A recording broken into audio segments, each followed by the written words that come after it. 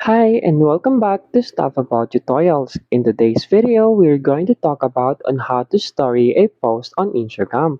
Maybe you want to story your post on Instagram but you don't know how. So in today's video, I am going to show you on how you can story your specific post on your Instagram. Check the video description and I'll try to leave the written instructions. So without further ado, let's get into the video. First you need to do is to open your Instagram application and log in with your Instagram account. And then from here, you'll be directed into this Instagram homepage. And then from here, you'll see your profile icon at the lower right corner of your screen. Tap on it and you'll be directed into your Instagram profile. Simply scroll down and select the post you want to share to your story. Once you select it, you'll see this icon.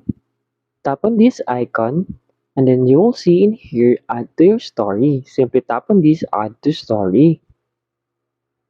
And then in here, simply tap on this next button.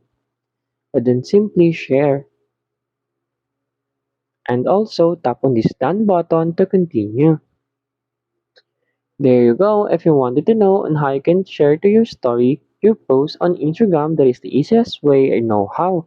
If you know another way on how you can story a post on Instagram, leave a comment below. Also, be sure to subscribe for more videos.